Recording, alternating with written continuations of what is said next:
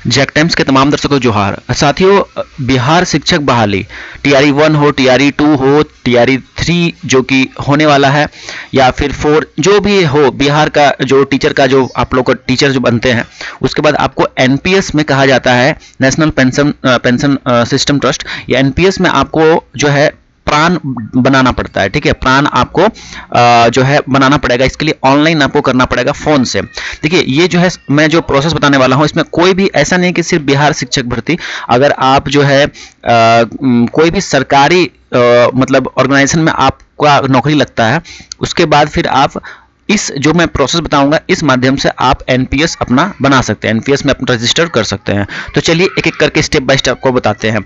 एक और मैं वीडियो दे दूंगा जिसमें कि हमारा जो है फर्स्ट टाइम जो हमने बनाया था उसमें कुछ गलती थी। ठीक है, तो वो गलती को कैसे रेक्टिफाई किया गया, जो कैंडिडेट ने जो रजिस्टर किया था, तो उस गलती को कैसे ठीक किया, सुधार किया गया, और फिर उसी पैन नंबर से कैसे जो है फिर से रजिस्ट्रेशन कर रहे हैं।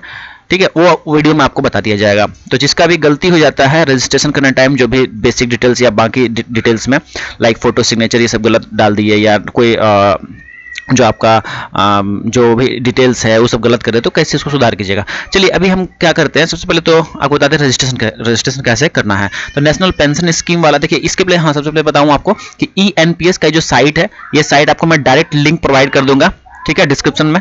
तो वहां से आप जो है इस पेज पे डायरेक्ट आ जाइएगा। उसके बाद यहाँ नेशनल पेंशन सिस्टम इस वाले सेक्शन पे आपको क्लिक करना है। यहाँ हम जैसे क्लिक करेंगे, यहाँ रजिस्ट्रेशन वाला सेक्शन पे, इस पे आपको क्लिक करना है। यहाँ पे क्लिक करने में देखिए इंटरफेस अभी चेंज हो चुका है, पहले का कुछ और था, अब बदल चुका है।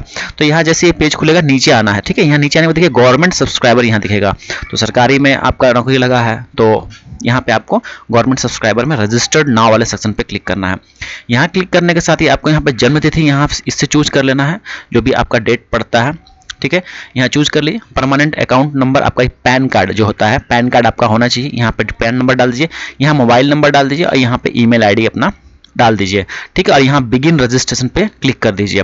ठीक है, तो चलिए इन डिटेल्स को भर के हम बिगिन रजिस्ट्रेशन पे क्लिक करते हैं। यहाँ पे देख सकते हैं जैसे हमने क्लिक किया है सबमिट पे, यहाँ पे देखिए क्या आ गया है, dear subscriber do you want to continue registration with address आपको दिखाया गया है। तो यहाँ पे आपको सिंपली नो कर दीजिएगा यहाँ पे। ठीक है, इसमें नो कर देना है आपको। अब यहाँ डिटेल्स भरने के लिए आ गया है। उसके पहले देखिए यहाँ दिखा दे आपको कि 19 मिनट का 20 मिनट का आपको टाइम देता है, इस सेशन को एक्सपायर होने से पहले आपको सारा डिटेल्स भर लेना है। तो रजिस्टर्ड विद आधार कार्ड, यहाँ पे हम करेंगे आधार। ऑप्शन सिलेक्शन यहाँ करना है आधार नंबर। आपका आधार नंबर आ गया तो यहाँ से करके, नहीं तो वर्चुअल आधार कार्ड से भी आगे बढ़ सकते हैं। हम यहाँ पे क्लिक कर दिया आधार नंबर। अब यहाँ कैटेगरी हमको चूज करना है, तो यहाँ स्टेट गवर्नमेंट कर देंगे। जो सेंट्रल वाले हैं वो सेंट्रल चूज करेंगे, बट ये बिहार टीचर का हम बात कर रहे हैं, तो यहाँ स्टेट गवर्नमेंट पे क्लिक करेंगे। अब यहाँ पे देखिए स्टेट, कौन सा स्टेट का, तो बिहार का, जाहिर सी बात है। अब डीडीओ देखिए, एसोसिएटेड जो है आपका ड्राइंग एंड डिस्टर्बमेंट जो आपका है, वो ऑफिस का नाम देना है। तो ये देखिए आप अपने स्कूल में पता कर लीजिएगा। ऐसे आपको बता दें, जैसे ये कैंडिडेट जो है, ठीक है, तो यहाँ पे देख सकते हैं जैसे कि ये जो कैंडिडेट इनका जो है भागलपुर जिला में हुआ है, तो यहाँ पे हम भागलपुर ऐसे लिखेंगे तो यहाँ बहुत कुछ आ जाएगा। ठीक है, बहुत सारा यहाँ पे देखिएगा डीडीओ का यहाँ पे आ जाएगा, ये देखिए। तो इसमें से आपको कौन सा चूज करना है, ये नंबर आपको पता चल जाएगा आपके स्कूल में, जहाँ भी आपका हुआ स्कूल पता कर लीजिएगा। ठीक है, तो यहाँ पे हम जो है इसको डाल देते हैं जो भी रिलेटेड है। ठीक है, तो यहाँ पे आपको मैं बता दूं, जैसे ये कैंडिडेट है, इनका भागलपुर वाले जिला में हुआ है, तो इनका क्या डीडीओ है मैं बताता हूँ। तो जैसे ये कैंडिडेट है, इनका देखिए डीडीओ रजिस्ट्रेशन नंबर ये रहा। ठीक है, ये आपको स्कूल से मिलेगा। तो यहाँ SGV04 हम यहाँ टाइप करेंगे, SGV04। ठीक है, तो यहाँ लिखते हैं SGV04। ठीक है, तो ये पूरा देखिए यहाँ पे हमने टाइप कर दिया है SGV04 3603 है। तो ये हो गया डिस्ट्रिक्ट एजुकेशन ऑफिसर। यहाँ पे देखिए जैसे क्लिक करेंगे पूरा आ जाए डिस्ट्रिक्ट एजुकेशन ऑफिसर, इसी में आपका टीचर वाला जाएगा। ठीक है, ये भागलपुर का, इसी तरह से अलग अलग जिलों का है डिस्ट्रिक्ट एजुकेशन ऑफिसर का, वो सिलेक्ट कर लीजिएगा। तो ये जैसे क्लिक कीजिएगा यहाँ पे डीडीओ नेम, फिर यहाँ पे पीए और डीटीओ नेम भी आ जाएगा ऑलरेडी। यहाँ पे ये सारे डिटेल्स अपने आप भरे हुए आ जाएंगे। यहाँ मिनिस्ट्री पे देखिए स्टेट गवर्नमेंट ये आ जाएगा। अब यहाँ पे हमको आधार कार्ड नंबर डाल देना है। यहाँ पे आई एक्सेप्ट वाले बटन पे क्लिक करके जनरेट ओटीपी बटन पे क्लिक करना है। ध्यान दीजिएगा कि यहाँ पे आधार कार्ड नंबर देने के बाद भी यहाँ पे I have read and accepted it वाले बटन पे क्लिक कीजिएगा, तो यहाँ पर रेड आएगा। इसके लिए आपको क्या करना होगा, उसके लिए आपको यहाँ टर्म्स एंड कंडीशन वाले सेक्शन पे क्लिक कर दीजिएगा। यहाँ क्लिक करके ये एक्सेप्ट करना होगा। ठीक है, यहाँ पे एक्सेप्ट करना होगा। उसके बाद ये ऑटोमेटिकली जो यहाँ पे टिक मार्क ले लेगा। अब यहाँ पे जनरेट ओटीपी हम क्लिक करके जनरेट कर सकते हैं। ठीक है, तो ये बात का आपको ध्यान रखना है। यहाँ देख सकते हैं कि जैसे ही जनरेट ओटीपी पे क्लिक किया, OTP successfully sent to the mobile number registered in Aadhaar. तो यहाँ पे जो भी आधार से आपका मोबाइल लिंक है, उस मोबाइल में आपको ओटीपी मिला होगा, उसको आपको ओटीपी अपने फ़ोन में चेक करना है और ओटीपी को यहाँ पे इंसर्ट करना है।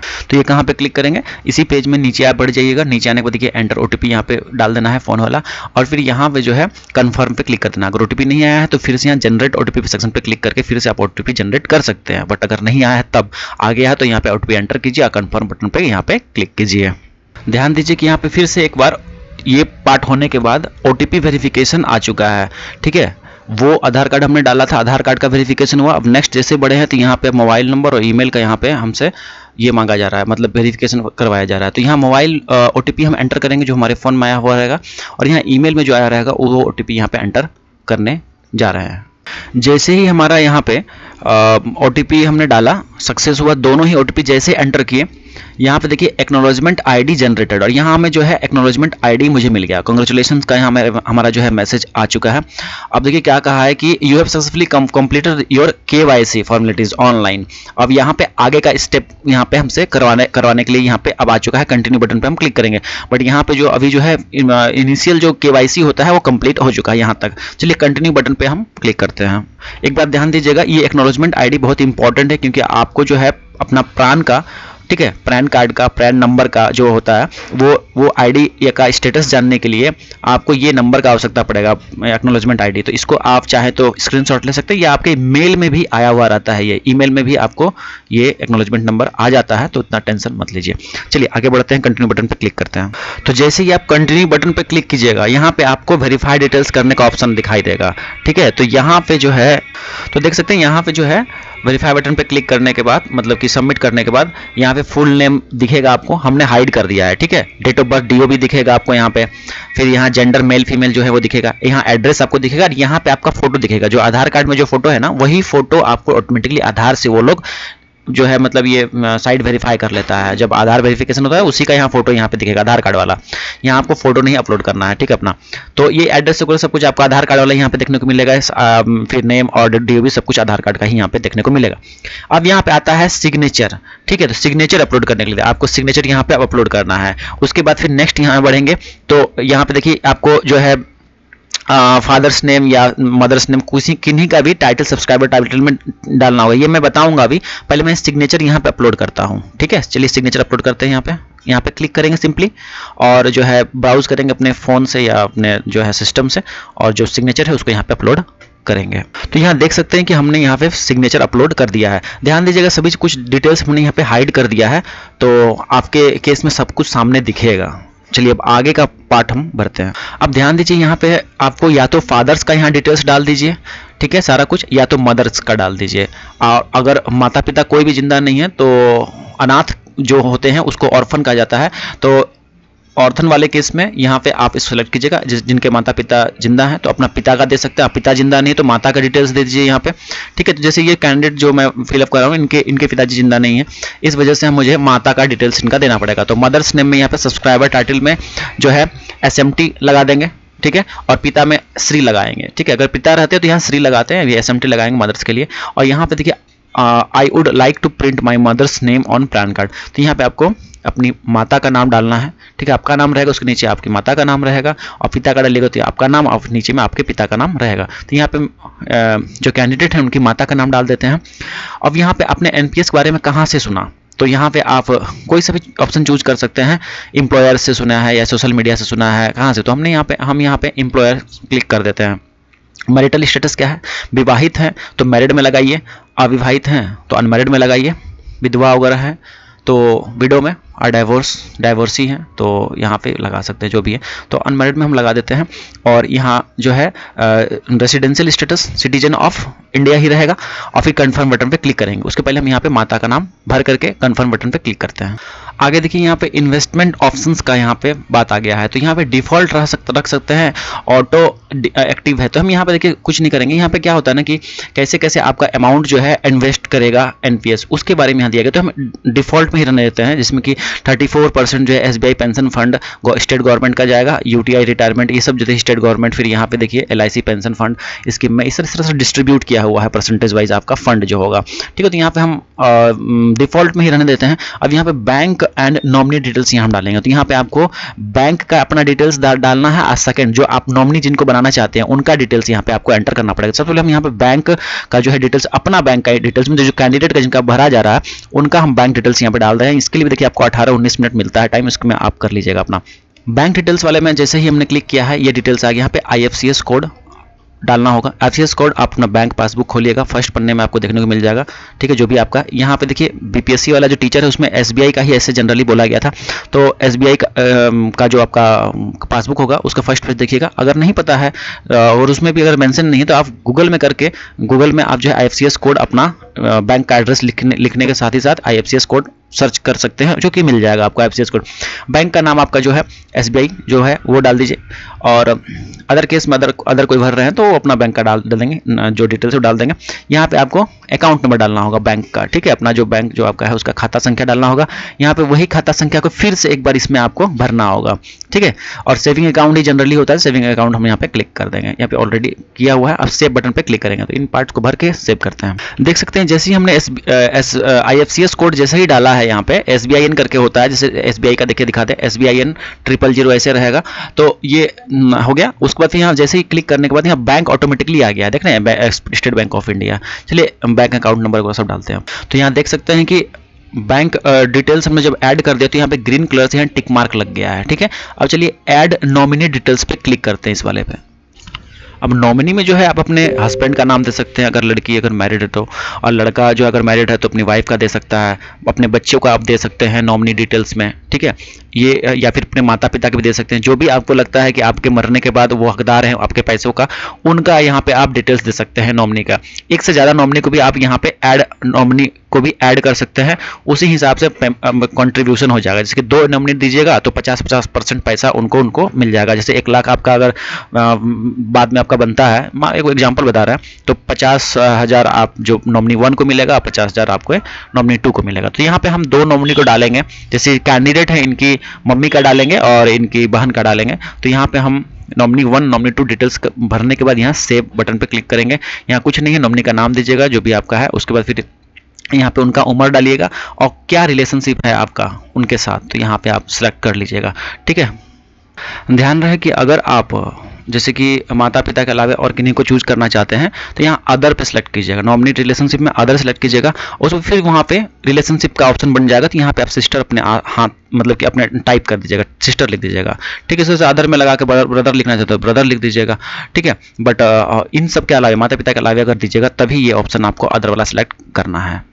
तो फर्स्ट नॉमिनी हमने डाल दिया है। अब यहाँ पे ऐड नॉमिनी अदर नॉमिनी पे क्लिक करते हैं। यहाँ नॉमिनी अदर आ चुका है, जिस क्लिक किए हैं तो नॉमिनी 2 आ गया। यहाँ नॉमिनी नाम यहाँ डालेंगे और यहाँ पे एज डालेंगे उनका और रिलेशनशिप डालेंगे।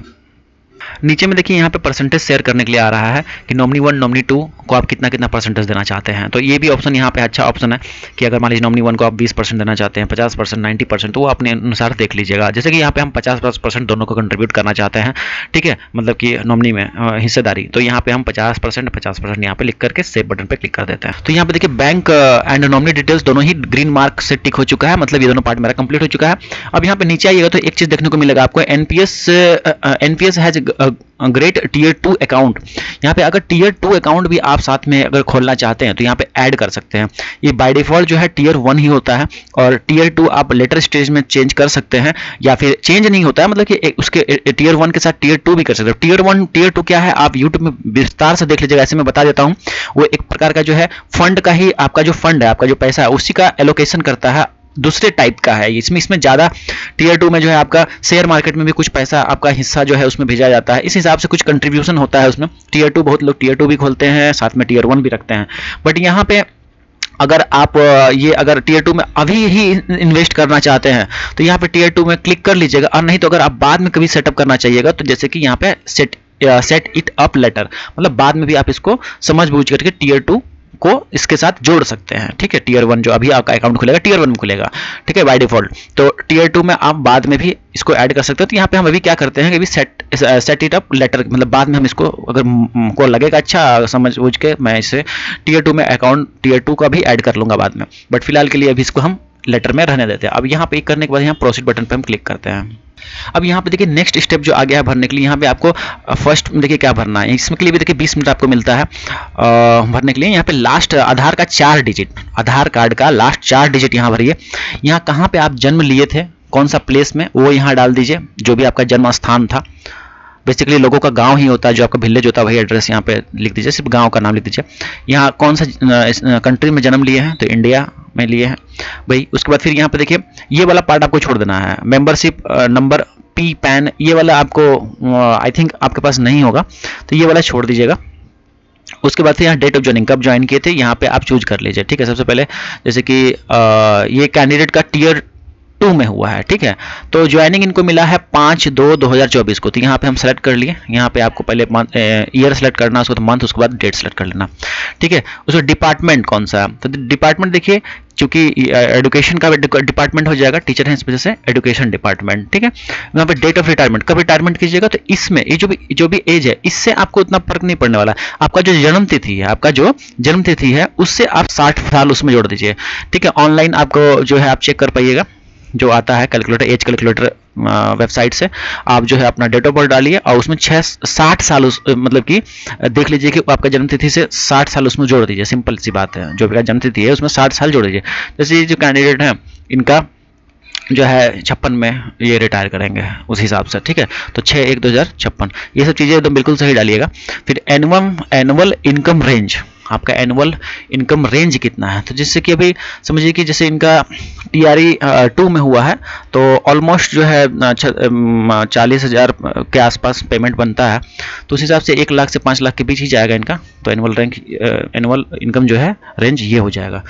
अब नीचे अगर बढ़ते हैं तो यहाँ पे देखिए, यहाँ पे I am not US person, ये आपको सेलेक्ट करके रखना है, और ये आई पे टैक्स फॉर इंडिया, तो यहाँ पे आपको ये सेलेक्ट करके रखना है। अब एड्रेस यहाँ पे देखिए इंडिया तो बाय डिफॉल्ट सेलेक्टेड है यहाँ पे, ठीक है। और ये भी पार्ट आपको मिल जाएगा, ये आपका जो है पैन कार्ड ही हो गया।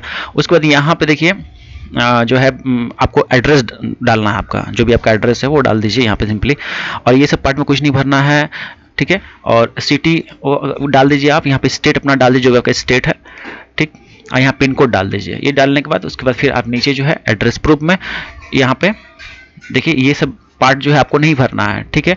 एड्रेस प्रूफ में ये सब कुछ नहीं भरना है, ठीक है। एड्रेस प्रूफ ऑफ आइडेंटिटी सब ऑलरेडी आपका हो चुका है, आप सिंपली नीचे प्रोसीड बटन पे क्लिक कर दीजिए, ठीक है साथियों। यहाँ पे जो है आपको ये भरने के बाद सेव कर लीजिएगा, बट एक बात बता दें कि पी पैन नंबर अभी आप लोग को नहीं मिला है, इस वजह से पी पैन वाला ऑप्शन जो है तो छोड़ दीजिएगा, यहाँ कुछ भी नहीं भरिएगा, ठीक है। एम्प्लॉई आईडी अगर रहता तो फिर वहाँ आप भर सकते थे, बट यहाँ पे एम्प्लॉई आईडी भरने का कोई ऑप्शन नहीं आ रहा है, इसलिए उसको हम लोग नहीं भरेंगे, ठीक है। चलिए जैसे ही सेव किए देखिए नेक्स्ट अब यहाँ पे चीज़ आ गया है डॉक्यूमेंट अपलोड करना है, ठीक है। अपलोड द फॉलोइंग डॉक्यूमेंट, यहाँ पे अपॉइंटमेंट लेटर या ऑफर लेटर जो था आपका उसको आपको यहाँ पे अपलोड करना है। उसके बाद प्रोसीड बटन पे क्लिक करेंगे तो यहाँ पे देखिए जैसे ही इस वाले सेक्शन पे यहाँ पे देखिए डाउन एरो है, इस पर क्लिक कीजिएगा, यहाँ पे आ जाएगा अलॉटमेंट लेटर अपलोड करने का। तो ध्यान रखिएगा 5 MB से जो है ज़्यादा नहीं होना चाहिए, JPG फॉर्मेट में, PDF फॉर्मेट, किसी फॉर्मेट पे आप अपलोड कर सकते हैं। तो यहाँ पे अपलोड लेटर फाइल वाले सेक्शन पे क्लिक करेंगे इस जगह पे, और अपने सिस्टम से ब्राउज कर लीजिएगा और जो लेटर है उसको अपलोड कर दीजिएगा, ठीक है। उसके बाद प्रोसीड बटन पे क्लिक कर दीजिएगा। देखिए कुछ इस प्रकार का ऑफर लेटर है आपका, देखिए जो कि BPSC के द्वारा जारी किया गया है, दिया गया आप लोगों को। देखिए यहाँ पे कार्यालय जिला शिक्षा पदाधिकारी, जो भी आपका जिला है, जैसे ये भागलपुर इनका है तो भागलपुर, प्रोविजनल अपॉइंटमेंट लेटर, ठीक है। यही अपॉइंटमेंट लेटर है, इसी को आपको अपलोड करना होगा।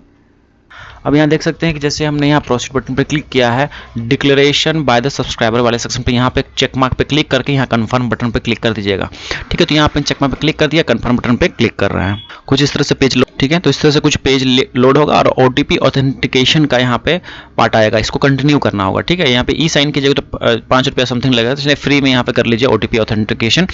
अब यहाँ पे जो है आपको कुछ OTP आएगा मोबाइल नंबर में और ईमेल में, तो यहाँ पे चलिए हम कंटिन्यू सेक्शन पे क्लिक करते हैं। देख रहे हैं यहाँ पे फिर से वही काम जो एक बार पहले कर चुके हैं, OTP मोबाइल में आया है उसको भी डालिए और यहाँ पे ईमेल पे आया है उसको भी डालिए यहाँ पे, ठीक है। और ये उसके बाद जो है फाइनल आपका कंप्लीट होगा, तो इसको मैं कंप्लीट करता हूँ, OTP एंटर करता हूँ।